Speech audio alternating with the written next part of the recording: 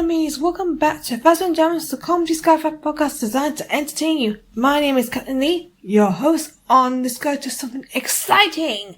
This episode is a very special one as this is a Mandalorian and Grogu themed episode with a Thasmin or Doctor twist. Oh yes, friends, yes.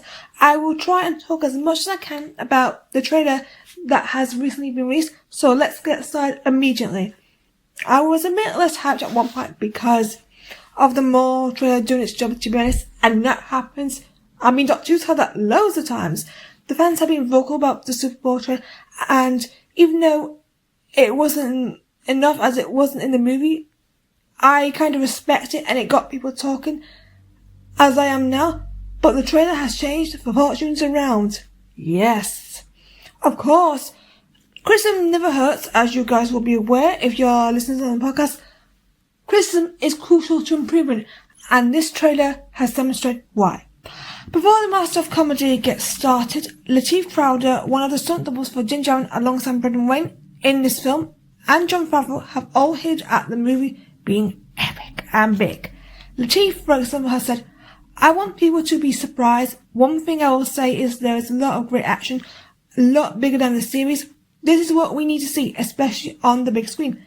Jon has said, "We got to up our game now for the movie theatre, and that means tall aspect ratios for IMAX, which is a cinema company, building sets that take full advantage of that, making the visual effects of the quality and caliber that you know that we have to notch everything up, and then the storytelling as well. We want to take you on an adventure, and that adventure has to fill up the screen and has to be something where people at this moment in time when so much is competing for your attention that you're going to stop what you're doing and you're going to go to a movie theatre and you're going to sit down in that movie theatre and you're not going to be able to pause it and you're not going to be able to eat the food out of your refrigerator and you have to go there and you have to have such a good experience that you say." They're going big and I respect them for that because it needs to be big. There hasn't been a Star Wars film since The Rise of Skywalker. That was 2019, so this is what they need to do right now. Let's talk the trailer right now. This was so good, and as a person who loves Season 3 of Mando, there is pressure on, but I believe it shouldn't be a problem. The Din stuff has a lot of action, which I am excited to see. He's still the same old violent warrior we remember him for, but he's still a caring father, protecting his son on his Mandalorian journey and preparing for a future when he becomes a Mandalorian warrior himself. The good news is Pedro Pascal is going to make a physical appearance. Pedro. This is when he presumably is captured by those horrid Hurt twins. There has been criticism with the helmet removal, which I disagree with, to be honest. As if you remember, the original creed doesn't exist anymore, so I don't get the whole criticism. I think if they could do something like they have done with the helmet reveals, but maybe something more significant, as that's why the helmet reveals are so special. Surging Grogu fans rejoice! It's time to talk. Yeah, he is stepping up, and about time too. Children haven't had the best run up till now. Justice for Rose and Poppy as they were robbed. Tut RTD. And it's down to Grogu to save the day for all these child characters who deserve a lot more than what they have got. The closest, of course, was our stars from Skeleton Crew. The kid is in action and annoying his dad as usual, and he's going on a journey, which is one of the things I have wanted to see from him. As I previously said, Grogu isn't a damsel, he is a rising powerhouse. I would like to apologise for the next few minutes for good reason. I want to talk to you guys about the situation as it might be addressed in this film. Djarin is aware that Grogu will outlive him, and that's sad, but Djarin knows he will need to prepare Grogu for the eventually once again, and expect this to be a theme in the Mando and Grogu episodes. I will bring in two very special people up, the Doctor and Yasmin Khan. If I go back to the Legend of the Sea Devils, the Doctor explains to Yas that she can't fix herself to anyone, and it stands with every single incarnation of the Doctor. Maybe the exception for the 12th Doctor and River Song when they're on Dream, still a brilliant scene. But in Grogu's case, It's more towards his well-known attachment that he will outlive his father. I apologise, Djarin fans. I hope we don't see it happen to the boys, but it is gonna happen one day, and it might not be on screen, but you never know. And I'm still not over about what happened to the Doctor when she was forced to regenerate by that master. Oh, bad master.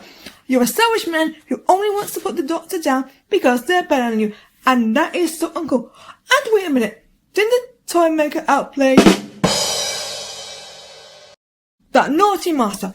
I love digging at villains, I really do. But the point is, it will happen one day no matter what. And if they do it on screen or not. But what we can hope is, in this film, they really explore this thing, and they start preparing Grogu as he is very capable of doing well. Similar with the Doctor off-screen training Yaz to step in, which I believe was a missed opportunity and a kind of crime. Gemino, I still love your work, but yeah, it is kind of a crime. Yaz is forced to step in when the Doctor, as I just said, was forced to regenerate by that cheeky master. Mountain Gill, throughout those performances, did a fantastic job, and she was absolutely on point. And that was the year where I felt it was the Yasmin Khan show, and she delivered. The same year, Din Grogu got me into Star Wars. Yes! I miss those days in Doctor Who.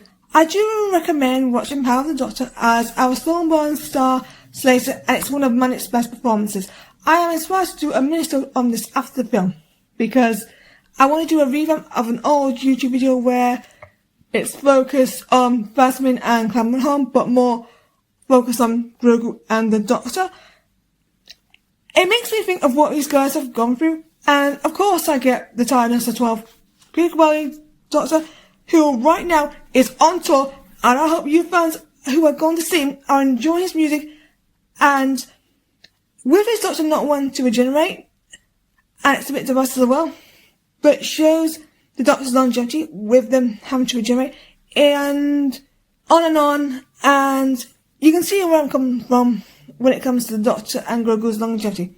But let's move on. But yeah, the whole thing looks like a great story idea. Martin Scorsese will make a cameo by voicing a wimped out creature who is scared of the Hut Clan, which is understandable. We do get these wimpy characters out there. The return of Ember, who is quite popular with the Star Wars community. Ember's role. Is he working for the Hutts or the Imperials? I have a feeling this could be the case with him working with one of those guys. He's the resistant one, and I like that. Carl Weathers is getting a tribute, which is the right thing to do. A big part of the Mandalorian, and well missed by his fans. The tribute is based on his role in Rocky. Creed Apollo, as there is a sign above the door in Oresh where the creature smashes a door off, which translates to Weathers Apollo, which is the perfect tribute to the well-missed actor and director. Miss Carl. Captain Lee is taking back her words. Yes, sirs and ma'ams. A few months ago, I wanted to see more action from the Hutts, but I think at this current situation, they don't need to. They're crime lords. They just need to give orders and be intimidating. They generally have a role here, as they're both threatening our boys. I love the action, and this is what's needed for a film, and all the action I've seen so far looks good. Sigourney Weaver, who we still don't know a lot about in her role as Colonel Ward, there is a theory that she could be a secret villain, and I can see the argument here based on Colonel Ward's experiences, perhaps, but I would prefer not to be, as there's other stuff they can do without using the secret villain trope, similar to what I said on experience as a villain. It works both ways, mon amis. Any Carson Super fans out there? It's looking like Paul Chung-Lee will become back as the popular new pilot, according to a Lego toy. Carson will be a welcome addition to the film. This is my concern. Can they fit everything in? Doctor Who has already fallen victim to this, and I still have problems with one episode confirmed for this year, and I'm still hoping they're able to pull it off. Doctor Who, what are we going to do with you? Star Wars seems to kind of be getting it together right now, so it should be okay for them, and it's Jon Favreau who seems to understand the assignment. But if people would be so kind, please don't spoil. Simple play, merci beaucoup. Finally, I love the design for the creatures and sets. It's going to look good on the screen. Fans, what is your favourite thing from the trailer? comment down below or at Thasmin22 on social media. If you like this episode, click the subscribe button and turn on the notifications so you can be up to date with everything that I'm doing. Next time, Captain Leigh is twisting it up as she is going to be reviewing a comic, but more specifically, more black, white and red. At the time of the record, I will say, I finished the comic, it's so good! And that's a good thing. Thank you for listening, and I'll see you in my next episode. Goodbye everyone!